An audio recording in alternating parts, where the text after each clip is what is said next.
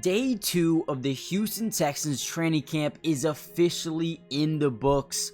And with that being said, we have more news, notes, highlights, observations to discuss in this video. I want to talk a little bit about day 1 and how they've kind of intensified things just a little bit into day 2. But also, guys, in about a week, things are going to get really serious. Couple of weeks, pads are going to come on, and right around the corner, it's going to be the start of preseason football games, and the season is right around the corner, and we're going to be covering the Texans throughout it all. So make sure you guys join the family. Now, before we dive into the news and notes of today's practice, do me a favor and go give a follow to all of the Texans media members out there who work so hard each and every single day to get these highlights out for us, kind of, enabling us to make this video. Without them, these videos aren't even possible. So you're going to see 3 names at the top left of your screen. There's a bunch more as well, but go give them a follow. They're going to keep you updated with all the highlights in real time. So go follow them really quickly. Without any further ado, let's kind of dive into the video a little bit. Now, one guy who actually broke out, well, not broke out, but looked really good yesterday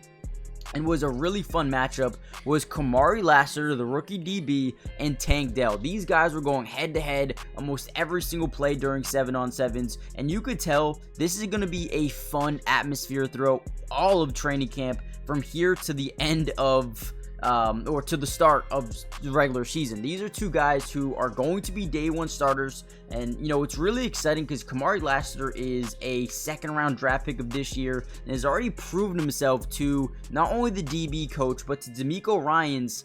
He deserves to be a starter for this football team, and it looks like that already. But Tank Dell definitely won a few of those reps. I believe there was one double move for Tank Dell, big time play into the red zone for the offense, and that was probably the highlight of day 1. Now, for day 2, also another note for day 1 was that Titus Howard returned to practice. He was available for day 1, which was huge, right? They needed to see this offensive line continue to get better, more healthy. Still looking to see Laramie Tunsil get back in there, get into the mix here. But Blake Fisher, you have Kenyon Green, you have Drew Scruggs, Shaq Mason, Kendrick Green. A lot of these guys are going to get a ton of work over the next few weeks, and need to see those guys continue to ramp it up, especially Laramie Tunsil. Now, another big piece of news from yesterday is we found out that Will Anderson actually bulked up massively, an extra 15 pounds, which is going to be massive in terms of, being able to block shed, getting off, some offensive linemen, and be able to make some big time plays in the backfield during the running game. We all know how good of a pass rusher he is going to be, and now you add a guy like Danielle Hunter to come off the other side. The double teams are going to lessen. You still have, or you bring in Foley Fatukasi. You have Danico Autry, Mario Edwards. This defensive line is, very deep to say the least, and I think it's only going to help Will Anderson get to the quarterback even more this season. So I'm very excited about that. Now, let's kind of get into more news and notes from today. Now, day 1 was more of a walkthrough, getting guys up to speed with the plays, and also starting to build some chemistry and rapport with CJ Stroud and Joe Mixon and George Jordan, the rookie running back. But day 2, they picked up the intensity just a little bit. Something that we kind of really wanted to see in day 2. We got to see a little bit more of the Tank Dell and CJ Stroud connection building. We got to see a little bit of Stefon Diggs building that chemistry with, CJ Stroud, and that's really important. And he's starting to fit in right with what they're trying to do. He's starting to fit into the flow of the offense, which is really, really cool. Now, kickoffs are getting a little bit chaos. During day 2, a lot of guys got an opportunity to show what they can do on the new kickoff return. Before we get into that, do me a big favor, guys. Hit the like button. Let's see if we can get this video up to 200 likes. But more importantly, subscribe to the channel if you're new. It is free. It doesn't cost anything to subscribe. And we will be covering the Houston Texans throughout the entirety of training camp, preseason, regular season. And if you want to watch some of their games with me, go follow my Twitch, Matty Dubs with 3 S's. You can find the link in the description below. Now, with that being said, let's get back into the video. Now, some of the guys taking these new kickoffs were John Mechie. I think he is a guy that could break out this year. Maybe not as a full-time wide receiver just because of the depth that they already have. but also his ability to just make plays with the football in his hands.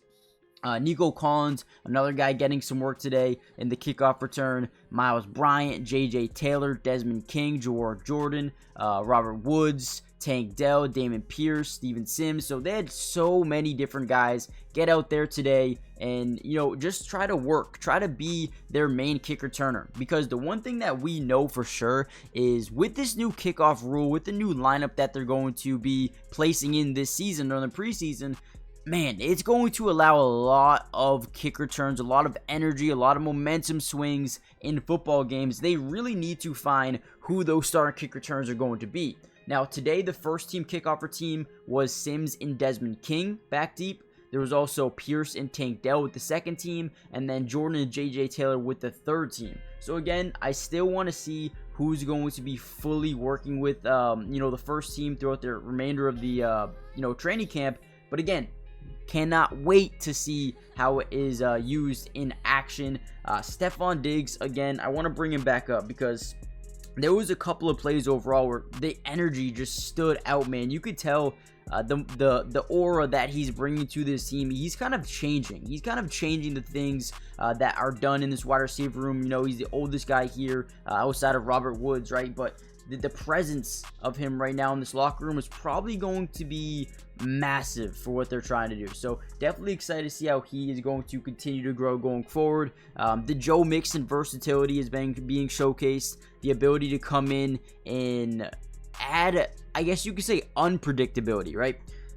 So whenever you have a running back in the game like a Dameon Pierce, you probably know they're going to want to pound the football up the middle, right? Really get those extra short yardage situations. But Joe Mixon is a guy who can do both, right? Catch the football at the backfield. He can play as a wide receiver if you need to be in the slot or get to the outside as a distraction, but also can run the football as well. So I feel like he adds a sense of unpredictability to this Texans offense who relatively needed it. So definitely excited to see how he continues to work in with these guys. It's going to be really interesting to see how they are on the football field together, and you can already tell the chemistry that he's building with CJ Stroud is going to be something worth watching for the rest of the summer. Now, also a couple of other guys who have really started to maybe not make a name for themselves, but show the coaches, okay, we need to keep an eye on this guy. Kalen Bullock, the third-round pick of 2024. I think Jeff Okudah through a mandatory minicamp in OTAs. He's a guy that really showed the coaching staff that don't sleep on this dude, man. A former first-round pick. Don't be surprised if he comes out here and, maybe even earns himself a starting job once again, right? You have Derek Stingley, you have Kamari Lassiter, you have Desmond King. It's not to say that Jeff Okudah can't come out here and just steal the job, right? So we'll see these guys continue to work over the next few weeks, but things are really going to intensify over the next few days and weeks here. I am excited to see that. Again, they're just slowly starting to ramp things up here. So let me know what you guys think. Hit the like button, subscribe to the channel if you're new, join the family. Who is one player you are most excited to see? But also, who do you think is someone that can break out here for the Houston Texans this year who maybe didn't break out last year?